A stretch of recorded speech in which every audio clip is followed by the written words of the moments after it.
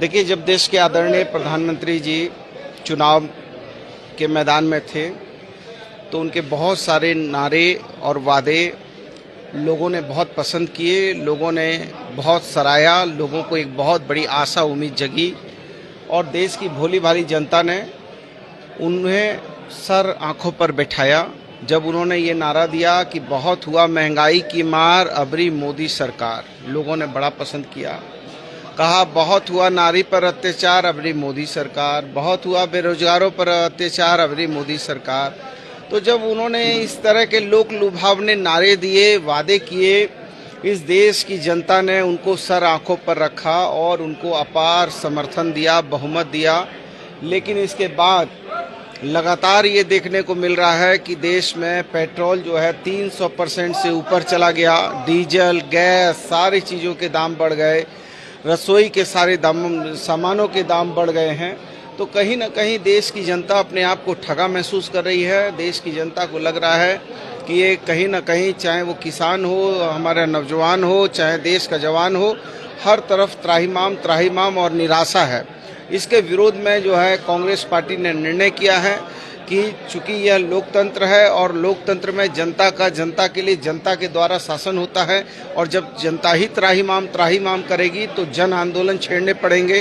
तो लोकसभा से लेकर विधानसभा, विधानसभा से लेकर सड़क तक कांग्रेस पार्टी ने यह तय किया है कि हम जनता के इस अन्याय के विरोध में जन आंदोलन छेड़ेंगे। और ये जन आंदोलन है, लोगों का आक्रोश है, लोगों के अंदर एक समझ बन रही है कि ये सरकार कहीं ना कहीं अपने मित्रों को 10 लाख करोड़ रुपया इन लोगों ने अपने पूंजीपति मित्रों को देने का काम किया है, उनका छोड़ने का काम किया है।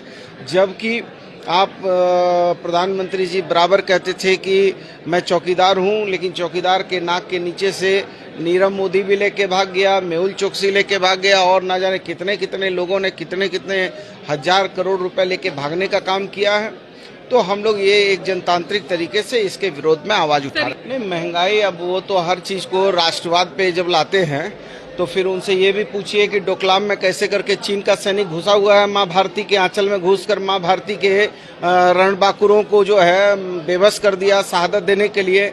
और आज चीन के खिलाफ में क्यों नहीं प्रधानमंत्री जी बोल रहे हैं? हमारी सीमा के अंदर घुस गए हैं चीन के सैनिक और उन्होंने स्थायी शिविर बनाने का काम किया है, तो क्यों नहीं कहते हैं? तो ये तो देखिए, ये इन लोगों का फर्जी राष्ट्रवाद है। और जब राष्ट्रवाद की बात है तो आप उस राष्ट्रवाद को याद कीजिए कि जब माँ भारती पर आफत थी और देश अंग्रेजों के चंगुलों में गुलाम था, तो उस समय ये लोग को शहादत देने के समय में कोई भी एक भी आरएसएस और भाजपा तो खैर उस समय थी नहीं, आरएसएस थी। और इन लोगों ने आज तक एक भी शहादत में इनका कहीं पर आपने फोटो नहीं देखा होगा, कहीं नाम नहीं सुना होगा। तो निश्चित तौर पर हम ये कह सकते हैं कि ये फर्जी राष्ट्रवाद का नाम लेकर देश की जनता को भ्रम की स्थिति पैदा कर रहा है।